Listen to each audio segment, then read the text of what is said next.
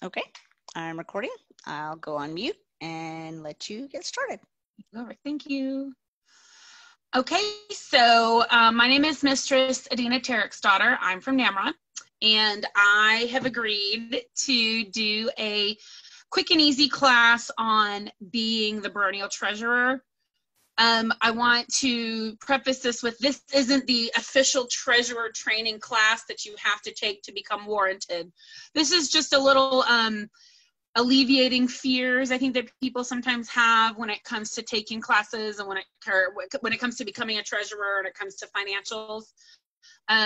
My qualifications to teach this class are twofold. One, I have been the treasurer twice for the Barony of Namron, and two, Kat asked me and nobody else said yes, so that is my second qualification. So I think that a lot of people choose not to be treasurer because of the numbers freak them out, and I think that that's understandable. I would like to say that the first time I was treasurer, I had no other numbers job, no training. I was always good with numbers, but I had never had like an official job with numbers or anything like that. That's changed now. I do have a job that has a lot to do with numbers. So now I have a little bit more confidence in my own ability to handle numbers. They don't scare me. So I thought I would talk about kind of what the regular monthly report entails. I would talk about what an event report entails and how they're really fairly simple to do. If we were doing this via a different medium, I would be able to show you the Excel documents that happen, like we're doing this with Teams. I don't think that's possible with Zoom, so you're just going to have to trust me on what these documents look like. And if you have any questions about them, feel free to reach out to me and I can send you the direct links if you're unable to find them on the Kingdom or Society website. So when it comes to the monthly report, we'll start with that. The monthly report is, first off, the monthly report is cumulative, which is nice. So when you do, you know, January, February, March, when it's time to do that quarterly one, it's all already there. You don't have to separate it out. You don't have to find it again. Same thing at the end of the year. You don't have to put new numbers in. It's already there. And that's a change from the last time I was treasurer. Last time it was not cumulative. So using the current Excel spreadsheet makes life much easier because it's just ready to go to start up and everything's good. Because as long as you got it balanced for the last month, everything's good to go for the next month. I was going to say that I was flipping through my little papers real quick. So as a branch treasurer here in Ontheora, you are required to do a monthly report. The monthly report is due at the end of the following month. So your March or your January 31st, January monthly report is due at the end of February. So your February report is due at the end of March. At the end of April is that quarterly financial report, and March is included with it. And those reports go to your regional officers. So it's going to go to your regional treasurer, it's going to go to your local seneschal, and it's going to go to the baron and baroness, if that's applicable, if you have those. And then it's going to go to your own exchequer treasurer files. And the reports are signed by the treasurer. I say treasurer, this says exchequer, just so we all know I'm talking about the same thing. Signed by the seneschal and the treasurer. So it's nice that you have, ideally you maybe have a seneschal who reads through it and who asks some questions. I think that sometimes that doesn't happen, and that's okay too. Your regional should be will be looking through stuff and should be asking questions if things don't work. In my 10 years of treasurer, I have had quite a few issues with getting things balanced, and I always found that I was able to reach out to either somebody local, we've got some local resources that I've used, or my upline as the regional, and they were really quick to help me with things. And sometimes like one time it was a miscashed check from the bank, so they miscashed it for like 2 cents. And so you're like, well, how can I possibly be 2 cents off? And it wasn't that I had done anything, it was that the bank cashed a check for 2 cents wrong. And so it was nice to, sometimes I think you get stuck in that little hole of looking for something and your eyes get right on it and you just can't find it. So it's nice to have that other person to look at it. So the monthly report, what you need for the monthly report, hold on, I think I have this too, just to kind of if you'll give me 1 second, I may have not printed that out. I saw something. What you need for the monthly report is you're going to have your check ledger of all the checks you've written. That's usually with the checkbook and not in electronic form, and then you copy it into an electronic ledger. So you've got your paper check ledger and your electronic check ledger with all your checks on it and all your debts and any pluses, and then your income, and then you've also got your bank account statement and your previous monthly report. So those are the 3 things you need. So what you start with, you start with putting everything that's on your paper check ledger onto your electronic check ledger, right? So everything one for one. And the electronic check ledger is really great. It has a little check mark once something clears the bank, so you can check that so it's reconciled, and it automatically updates all of that. So once you put all your checks in there, you go through, you put any deposits you've made in there. You know, I found that a lot of banks are starting to go to like paperless transactions, which means you don't always get a deposit slip. It's something you can ask for, and I recommend that. But I also recommend keeping really good track of what your deposits are. So for example, when it comes to heraldic submissions, right? Well, those are $8. Those are always $8. So if you forget what you've deposited for, and you know it's a heraldic submission, that's good, but then you can't remember who the heraldic submission is for. So I really started to, every time I take the whole checkbook with me when I went, had a little notepad in there, and every time I deposited anything, I'd say exactly what it was for, who the heraldic submissions were for.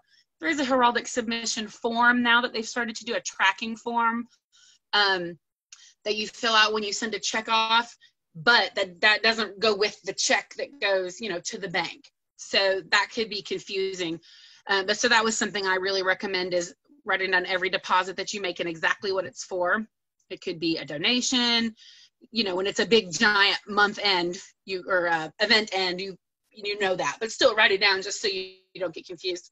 So on this electronic ledger, you write all of your checks, you write any deposit that you made, and then you reconcile it. Hopefully you know what reconciling it is, but if not, what you do is you go through and any check that's cleared the bank. So that would mean that you're still accounting for the checks that haven't cleared the bank, and they're still sitting, the money is still accounted for in the account, even though the check hasn't cashed yet. And that's how you would bounce checks, by not having that money in the account. So once you have everything on your check ledger, electronic check ledger, at the bottom of it, it gives you the total amount. So what it gives you is the amount that is in the bank, and then the amount that's reconciled or unreconciled. So the parts that haven't cleared through yet, which is good, because those are the checks that you still have to make sure you keep that money in the bank for them until they do all the way clear. So then you go over to your monthly report. So those are the only things, and then at that point, all you need for the monthly report is the electronic ledger, because it tells you every check you've written, every deposit into the account you've made, and it tells you what's reconciled. So then you go to the electronic form, monthly report form, and you put in the checks appropriately and the positives appropriately. And so I think that's probably the hardest part about being a treasurer, is sometimes figuring out where these checks go. So it's pretty simple to know that if you wrote a check for the seneschal to buy paper for the printer, I don't know, I'm making this up. It's pretty easy to know that that would go into the office related or supplies related under administrative, basically. There's an administrative column, right? But sometimes it would get, and then there's a place where if you write a check to another SCA group, that goes into a very specific place if they're in kingdom or out of kingdom. And that's to help reconcile those numbers across bank accounts. And those are really easy to know where they go. But then sometimes you get something, because the options under, the big options are things like office related, or I'm sorry, administrative related, event related. I can't remember what the other column is. And so sometimes I had a problem trying to figure out whether it was like event related or administrative related. in the grand scheme of things, that is less important if it's in one of those two little boxes, you know. Oh, it was Gatorade for a fighter practice. Well, is that administrative or event related? Well, you could probably make an argument for either, as long as it's on that right page. That's the important part. You know, it wasn't written to another group. It wasn't sent off to heraldry. It wasn't, you know, but it's on there. Once you get all of that in there and you enter in all of there's a step-by-step guide for it. You enter in all the little things, it'll pop up and it'll say, boop, boop, reconciled. And that is what you're looking for on the very front page of the report. It will say, I believe it either says reconciled or accepted. I actually can't remember that. But it changes from red to green. And so as long as you have all the greens, you know, if you have a red, you just kind of go through it again and you just check everything you've done. I always recommend, if you're doing this report, to take your report from last month and then save a copy for next month. That way, if you just get too in the weeds and you can't figure out what you've done wrong, you can just close it out and you go back to that one from last month. Save another copy and you can start right over. So I think that that's something a lot of people feel very overwhelmed by, is just the money part. But only occasionally do you actually have money in your hand. And that would generally be after events, not exclusively after events, but generally after events. So at the end of an event, they've run gate, all the money comes back to you. You have a second person, you count it, you sign a form that says you have counted all the money, you both have the exact same amounts of money. You're supposed to do this with somebody else, usually with the gate coordinator is a good person to do it. And then that way you know that all the money is going into the right place. Then you go through the books. So you go through the gate books. In some places, the gate coordinator might already do this, as long as they know what they're doing. That's fine. So when it comes to you might already know we had 290 adults and 150. Hello, somebody new. She can't hear us yet. No. Hello, Rita Fastrada.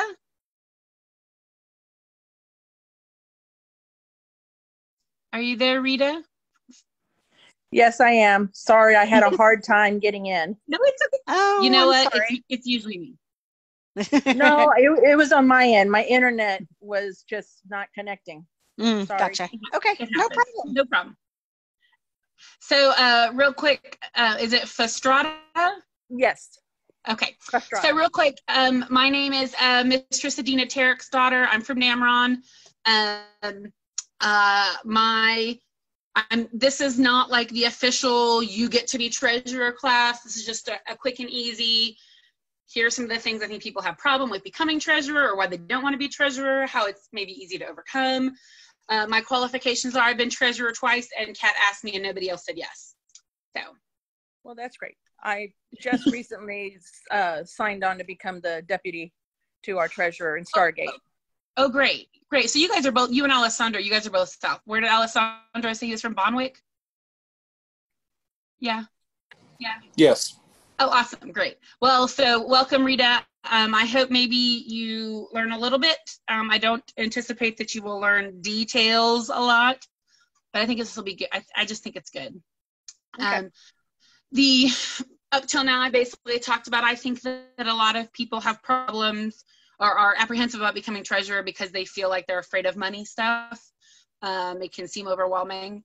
But I have found that I've been treasurer twice. The first time I was treasurer was quite a few years ago, probably 10 or more, 10-ish.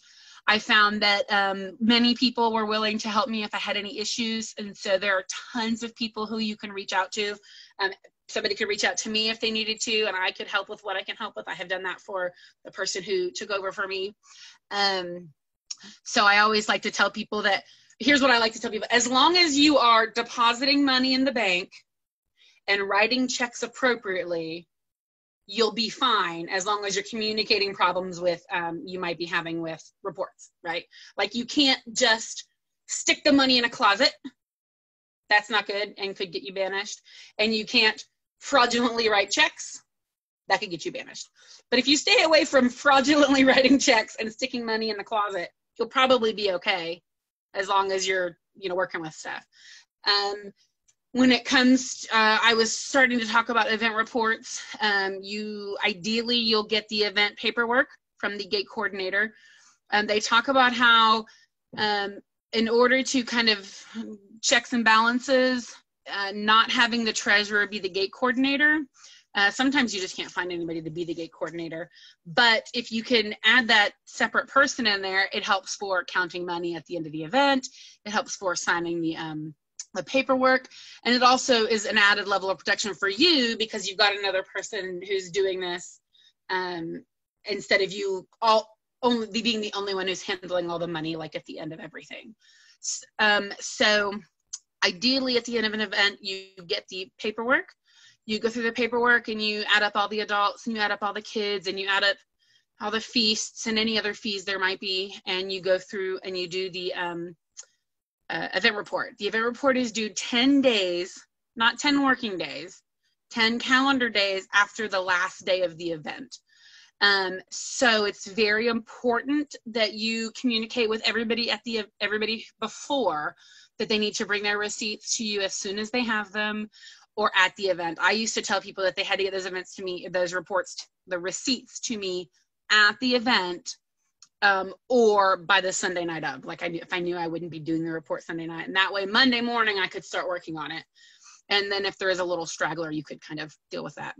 But so as you fill out the event report, I'm going to be honest about this too. And I'm glad there's nobody official watching this, although they might watch it later. It's fine. I think we all feel like this. As a gate worker, our gate workers are all volunteers, right?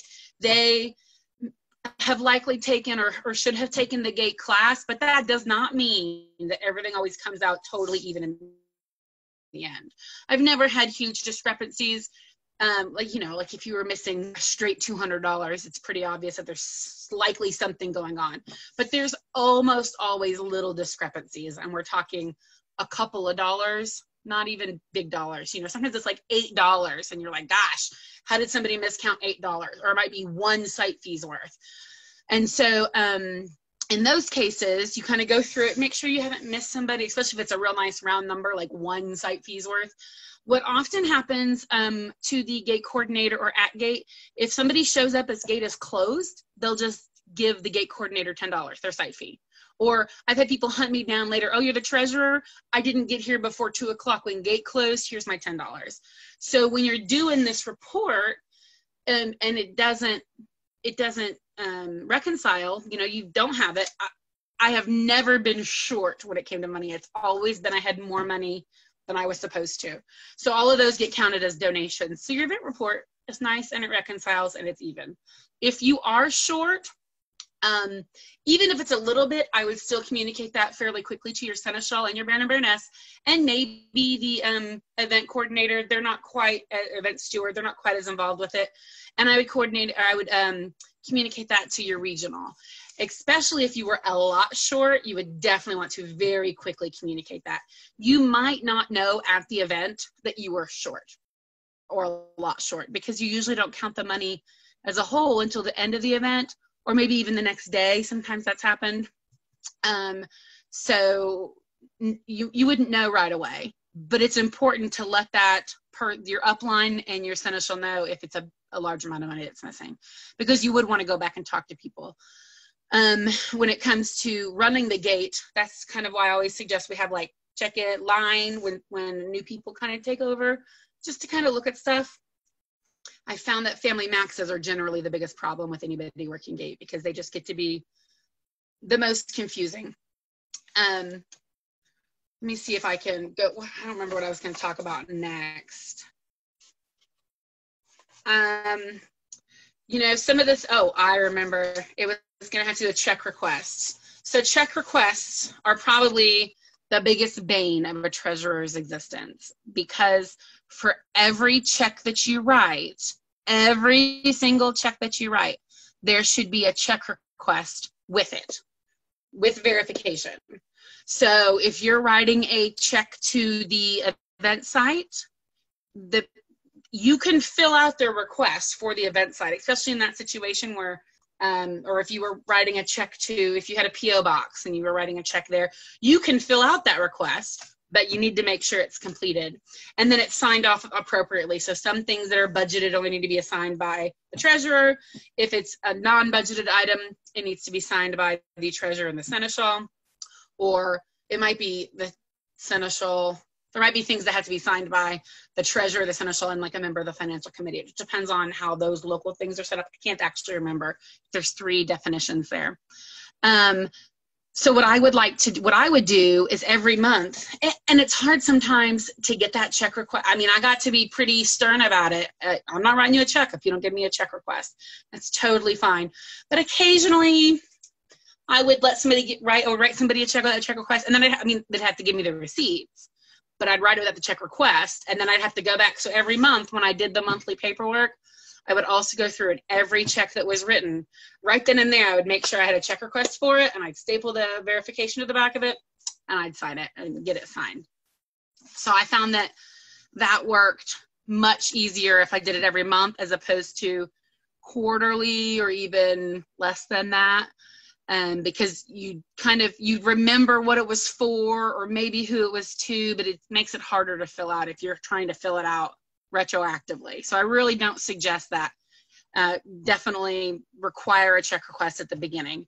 I don't know how your groups, Stargate and Bonwick, do it, but Namron fairly recently switched over to a financial, what is it called? A financial committee.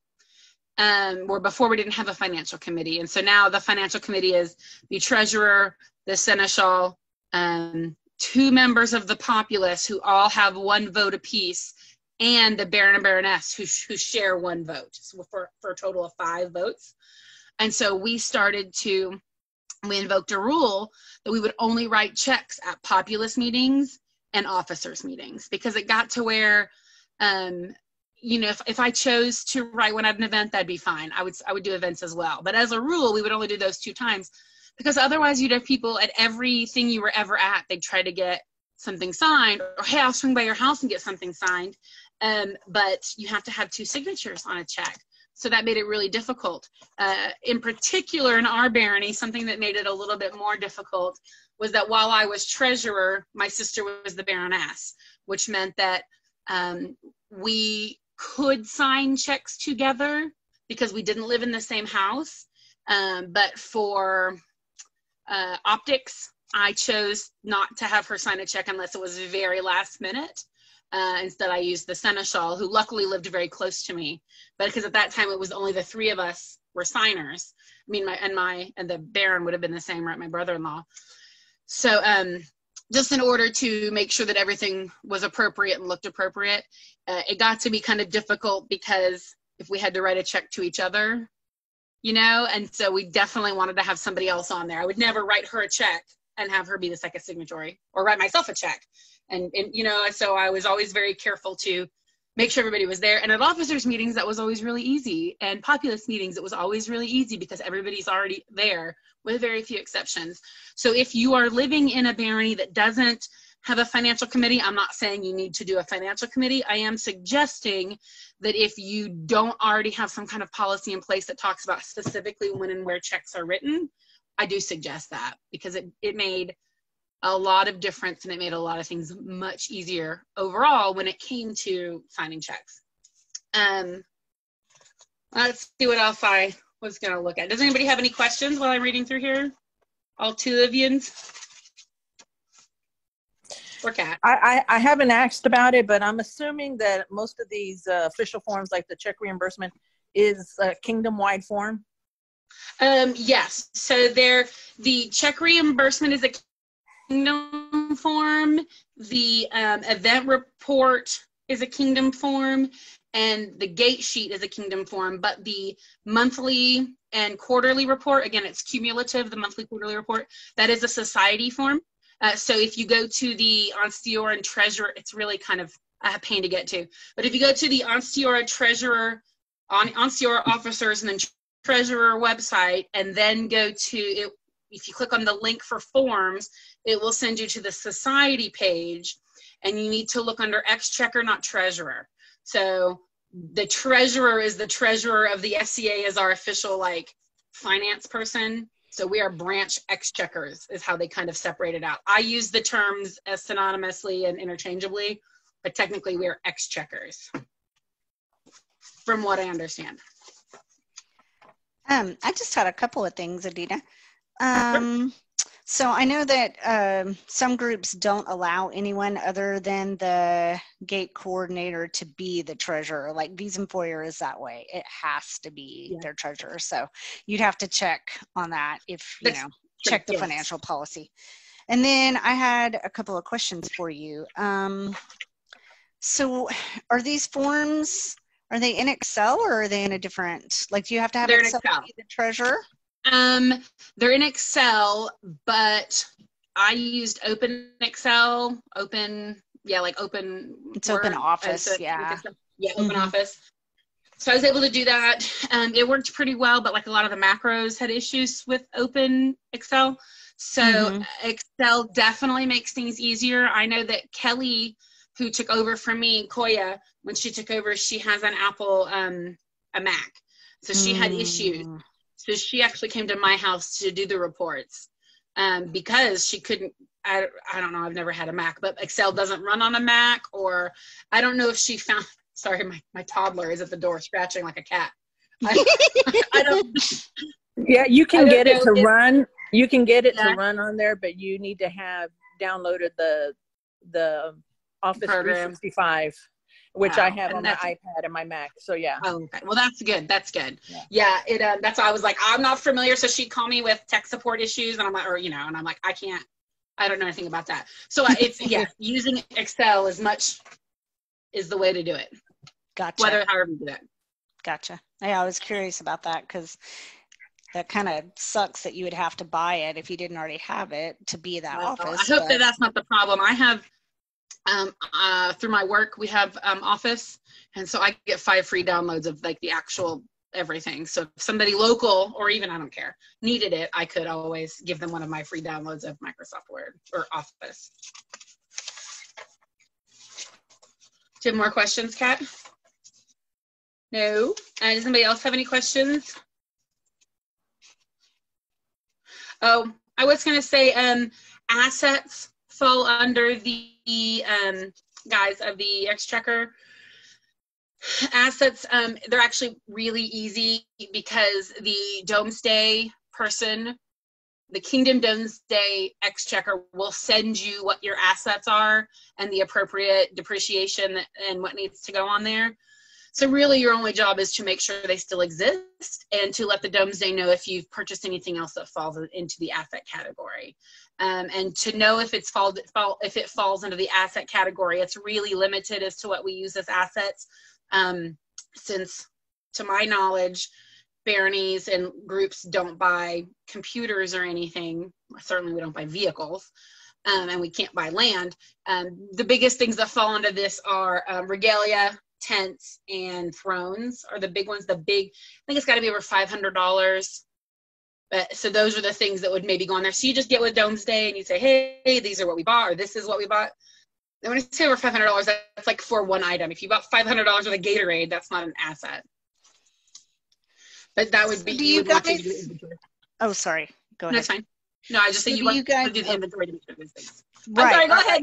So you actually do the inventory. The treasurer does that and keeps that? The treasurer is supposed to do the inventory. But, again, really, I'll be honest, if you can get an actual list of everything your barony owns, more power to you. Because I don't know that ever exists anywhere, to be honest, because things are just so fluid sometimes. So when I was treasurer, I got lists of inventories from people. I kept those. I didn't always check them off. If somebody had a book that was part of the heraldry collection and it got loaned out and nobody knows where it went, like, what can you do? But specifically the things that count as assets on the report, the tent, the thrones, the regalia, you would know if the baronial coronets were missing, you would know. So did you knew when ours were missing. So did you say that there was like a minimal value on what they're considering an asset? I'm trying to look and see if I see it specifically. It recently changed to anything over $500. I was going to say anything over $500. But again, that's like a specific thing, not $500 worth of Gatorade. If you bought, I understand, $500 worth of 20 tables. No, it recently changed to more than that. So it's more than $500. I was trying to look. The financial policy I have is from 2018. That was the one that was on the website.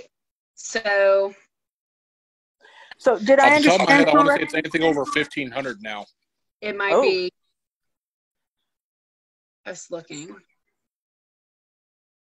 So yeah, this is maybe outdated. This talks about over $300 has to go through the financial committee, over $1,000. So this is kingdom policy, not local policy.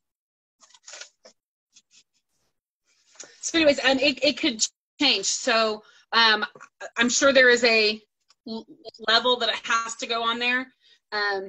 But other things that would be determined by your financial policy might be whether or not when something has to go to the populace to be approved. So in NAMRON's financial policy, it's $500. So anytime we wanted to purchase something over $500, we had to bring it up at populace, and we had to ask for a public vote, and it had to be positive. So that would be dependent upon a local financial policy. Okay. Am I understanding correctly, though, that we're not really maintaining or reporting a monthly asset inventory? It's just when it comes up, we just confirm it and update it. Yes, pretty much. So it's a little bit of both.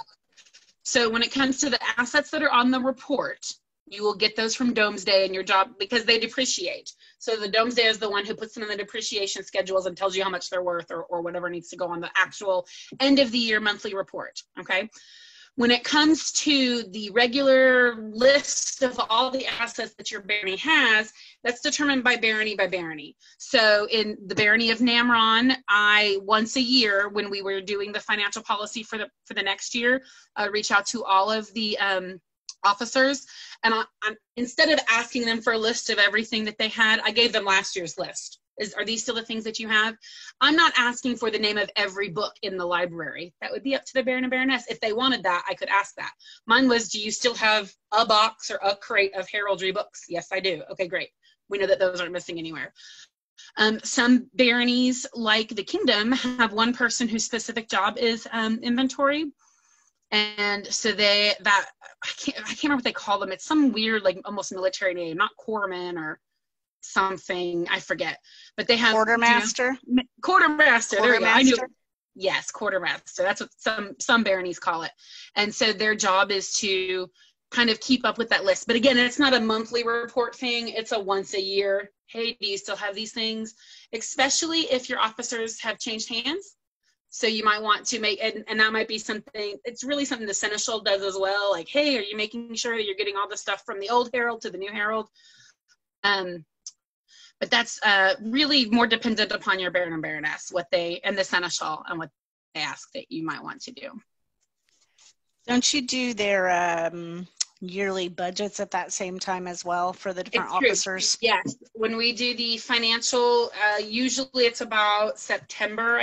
Well, maybe before that. I think they do October 1st or October 15th, something like that. I'm going to look to see if I have that. The annual budget. And so, the budget is sometimes kind of difficult because you can only do the best you can, right? You can only guess.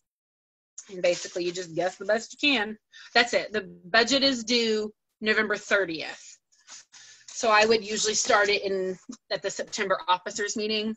And budgets, this is something I had to try to tell people. So budgets are not written in stone. They are, and budgets for your officers are ideally the things that that they'll need on a regular basis, right? Your archery person is going to need enough money to buy archery targets to repair arrows. Your thrown weapons person will need, this and maybe some replacement stuff. If it got to be something big, like let's say your archery marshal wanted to buy all new stuff. Hey, we've got the money in the bank. Our stuff's getting kind of old, and instead of trying to repair it on a weekly basis, let's spend $400 and buy all new stuff. That doesn't have to be a part of their regular budget because that's kind of a one-time purchase. If it's over the financial policy amount, it still has to go to the group. It's still got to go to the committee. You can't just approve it by yourself. It still has to go to someone. But basically, it's the things that are in the budget can be purchased without being approved by anybody else because they've already been approved in the budget when the budget was approved. But above and beyond that, you can always ask for more money to do something. NAMRON 3 years ago, kind of felt like I don't want to say we were flush, but we kind of had enough money to do some stuff we wanted to do. And so we asked all of the officers if you had, what is something you might need? If we're willing to buy some things, and we got, new nets for the archery marshal because the old nets had holes in them, were falling apart and we're all tangled up. We got like a new helmet for heavy weapons and some carrying cases for light weapons. And those are all things that, again, don't have to be a part of that regular budget, but they just are a big one-time purchase. You wouldn't buy nets every year. You might buy nets every 5 or 10 years. So that's something that I always would try to tell the officers. Just because you didn't ask for it at the beginning of the year doesn't mean you can't ever have it. You just have to ask for it and it has to be approved separately. Likewise, one thing I have noticed that maybe is kind of lacking when it comes to the training of treasurer is that there's nowhere to really kind of keep track of budgets. So for what I did was I just created another spreadsheet, and every time I wrote a check to an officer that would be a part of their budget, I had it all counting down somewhere. So that at the end of the year, I could say, well, our trade marshal had a budget of $100 for the year, and he spent $10. So does he need $100 every year? Was it just a slow year? Maybe we purchased everything the year before. But that way, and then towards the end of the year, you can start to tell people like, hey, this money doesn't roll over into your next budget. Do you need to spend this? You don't have to spend it. But is there something you have been thinking about that you need that you just haven't gotten around to? Now's the time. So I suggest a separate spreadsheet that just has each officer and then their budget. And then when you write them a check, and leaves their total at the end. And I think that helps too with overall budgeting. I still have access to the one that I did. If anybody wanted to see it, you could always contact me. I'm on the, I'm in the group that Kat made. The other thing I was going to say too that's very important with treasurers is to not write checks after a certain date, because we need all checks. We need all checks to clear before the end of the year in order for, because one thing to think about is that the SCA, all of these local individual little groups, these are all subsidiaries, right? We're not each our own. NAMRON's not its own SCA, and STEPS is not its own SCA, and Bonwick's not its own SCA. We're all subsidiaries. So what they have to do is balance all of our bank accounts, and then they have to balance all the kingdom bank accounts, and then all of the society banking. Everything gets balanced all at the same time. So if you've got a check that doesn't clear by the end of the year, they'll tell you to just write it off. I mean, write it out, cancel the check, issue a new one in January. And that's a pain. So like I wouldn't write a check after like November 1st or 15th was a pretty hard date. But like if I like had somebody and I was like, do you promise right now to take this? I even had some people who'd be like, I'll right now, I'll put it on my phone right now because I can deposit it from here. I'm like, okay, that's good. I'll write you a check right now because I can see you're depositing it right now. Because you don't want people to be out money at the end of the year either. That might be Christmas money or something like that. But you can't just let it be holding over forever. We had somebody in our barony who was fairly infamous for holding on to checks for like 4 months. And when I get on to him, Duncan, I would be like, Duncan, cash your checks. And he was like, I keep forgetting I can just take pictures of them. I'm like, you could just do it right now. Do it. I did. I made it. I'm like, do it right now. Pull it out of your wallet, take a picture of it, put it in your bank. I made him do it because otherwise it would just sit there. He just didn't think about it. Like, listen, it might be $25 to you, but to me, it's a balanced checkbook. So I think that that's it. Anyways, I was trying to look and see if there was anything else. Oh, if you are doing College of Herald submissions, there's a special form that goes along with that. It's fairly new within the last few years. So if you haven't been the treasurer within the last few years, it's not new to you. It's something you've always done. So that's nice. The fourth quarter end of year report is due on February 15th.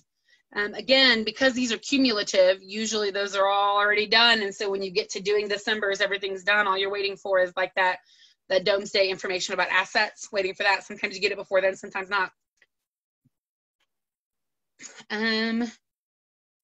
Just trying to see if there's anything else. Does anybody else have any questions, or have I just confused everybody?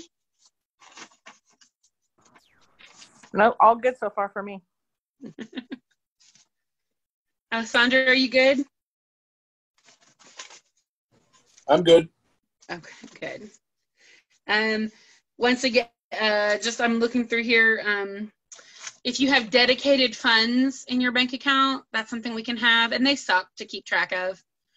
So what I suggest is if you have dedicated funds, make sure your financial policy addresses how to use those and when they might become undedicated, because otherwise they just stay as dedicated forever, and nobody's got time for that. Where'd this money come from? Who is this dedicated to? 10 years later, well, we're supposed to buy a trebuchet for some group that doesn't exist anymore. So that's something that should be reevaluated at your annual budget meeting when you're doing the financial policy. And if it's not in the financial policy, you should probably address it. I'm trying to think of other things that we put in our financial policy that might not be in others. We defined what a family group is when it comes to family max sizes, and basically our thing was that we don't care if you live in the same house, you can be a family group. I don't care if you're related or married or grandparents, and because that was people say like, oh, it's a family with grandparents and kids, but they all live in the same house.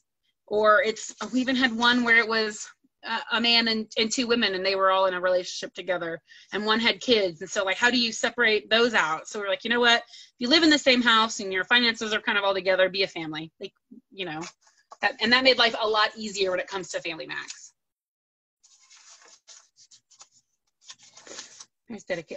Prohibited activities, auctions and raffles, all prohibited, and purchasing fireworks, prohibited. No, purchasing of fireworks. Oh, go ahead. I'm sorry, go ahead. Nope. I was going to say purchasing of fireworks is prohibited unless you get board approval. This specifically says raffles and online auctions are prohibited. I don't know how that relates to auctions at events. I know that we used to do them, and then like we didn't do them, and then they had to be done by somebody who wasn't the treasurer, and just the money donated, which is kind of the way to do it, just to keep it all on the up and up. Yeah, but didn't they just have some new rules too about like you can't talk about any of it online, or you can't post it on official SCA pages. That's what it is. Okay. Yeah, so we can't do any online auctions. Oklahoma has some pretty odd rules about gambling, and then to make it even keel, any way, shape, or form of gambling whatsoever. Yeah, and that was like the raffle. Yes. Yeah. And so you can't raffle, you can't talk about any sort of raffle. Yeah. But it's even online auctions, so you can't even put online auctions on SCA group official pages. But but it's possible to do like a silent auction at an event as long as you didn't advertise it on official. I believe the way that it works is that an individual can do an auction at an event, and then they can donate the money to the group. But yes, they could put it like, I'm going to have something at Steps, but I can't put it on the Steps page or anything like that. Right. But you could maybe, and I don't know if this is skirting the rule, I do not know, but you could maybe say something like, hey, everybody, check out my Facebook page for something I'm doing at Steps. And then if they go there, you could have the announcement. I don't know if that's skirting the rule or not. That's probably what I would try. And then if they shut me down, they'd shut me down. Whatever. I've been shut down before. I'm okay with it. I was trying to see if I saw anything else that needed. This says this office will take approximately 40 hours per month, and I think that's a large overstatement, personally. Namron's a fairly large barony with a fairly robust bank account. I mean, not like hugely or anything, but if we're talking, even if we were talking, 3 hours twice a month for officers and pop meeting, that's 6 hours. And that includes all writing checks, and then maybe max another 2 hours to do a report, unless I was having huge issues with it. Like even with minor issues, 2 hours is probably a lot more. Because you have to think, like in Namron, there'd be months I'd only write 1 or 2 checks the whole month. If there was no event coming up and there were no heraldic anything, 1 or 2 checks, that was easy. And I think, you know, max in a month with an event, I might write max 15 checks. So it's not like a ton.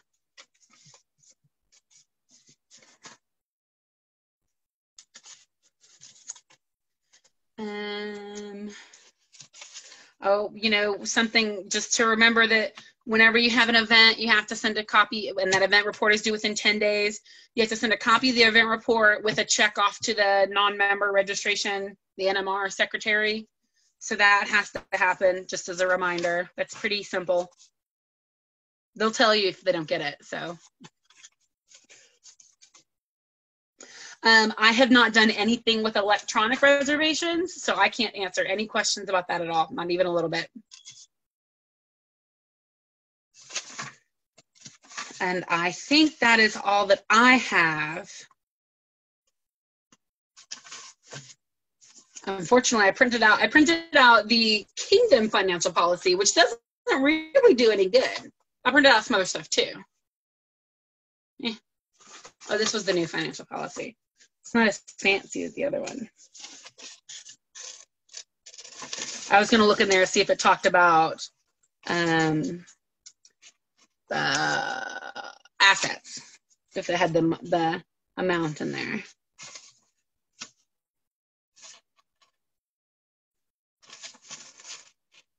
Also, when you get a new treasurer, somebody should come in and do a review of the books, your upline. So as a baronial treasurer or smaller than that, the regional should come in and kind of get it from one person to the next, and make sure that all the stuff goes with it. There's also something in here about cash receipts. I have never had to do a receipt. I mean, I've never had to do a reimbursement for anything. I've never had to, I think, I never had to write a receipt for anything. But there's a little section on here for it. Oh, no, this isn't about receipts. This is about receipting cash. So it needs to be deposited no later than 14 days. That's that whole thing about don't stick your cash in a closet, cash all your checks. Oh, but like, I guess when it comes to refunds at events, that should be in your baronial financial policy. I've never had to give a refund at an event, but it would be more likely if we are using more electronic things, and you know, people go to the event long in advance and register for it, and then they're unable to attend. I think that if you start doing electronic registrations, that should be very clear in your financial policy. You know, what if somebody registers for an event and then we have to pay extra for the electronic registration part? Are we going to be out money if they choose not to come and then they want a refund? So that's what we need, what would need to be in there. I know it's not in Namron's policy, but I also know we haven't done any electronic things except for like signing up for a feast. And since that goes to a specific person and then that money kind of comes in at this point, that's how we did that. So that wasn't a problem with the barony. I don't think I have anything else unless there's any other questions, concerns, comments.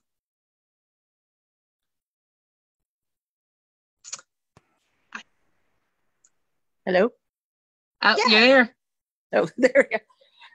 No, see, I'm good. It's helpful because what didn't apply directly at least gave me the right direction and know what questions to ask at our barony. You definitely take the, if you're going to be the assistant treasurer or the backup deputy treasurer, whatever they want to call it, read through the financial policy, see what it says. And I think what happens is a lot of times, here's what I think happens. This is my personal opinion.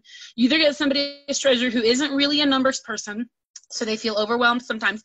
Not that they can't do a great job, they certainly can, but they don't know the questions to ask.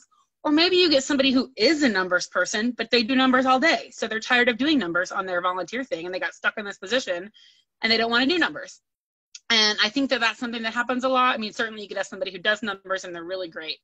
But I think always having a fresh set of eyes on the financial policy is a good thing, because there were things in our financial policy that were so weird and were so outdated that I didn't even, my current job, I work in the audit department of the Department of Health, but I didn't do that when I started being a treasurer the most recent time.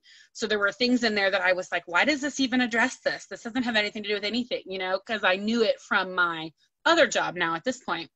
But like it might talk about comps for events, and those might be outdated. It just depends on how thorough your previous treasurer was. And I found that here we didn't have terribly thorough previous treasurers to really go through that.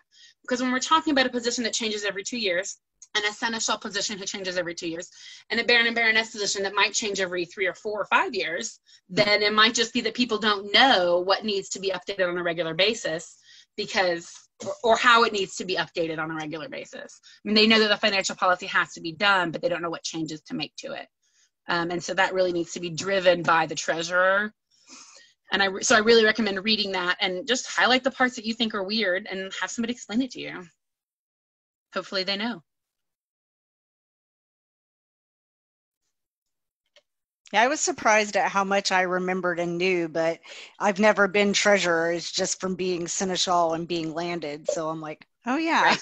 I do know some about this, but I've told people many times I would never, 2 jobs I would never do in the SCA: treasurer, because I'm not good with numbers and I know it, and MOC stuff, because I'm not good with kids and I know it. Good to know your limitations, Kat. Absolutely. And I always avoided being a treasurer for an organization, and I've done PTA for many years, and have always helped with the budget committees, you know, the proposing the budgets and coming up with new budgets. And I was always on the financial reconciliation committee and did the audits. So I was used to doing that, but I was always afraid of actually being the treasurer and handling the money month to month. And I just finally realized, like, if I could do that other stuff, which was usually the pain, then I can do the month-to-month stuff. So again, deposit the money in the bank and cash your checks. Write checks appropriately. You're good. I really believe. All right. Well, I appreciate your time. Yes, thank you for attending.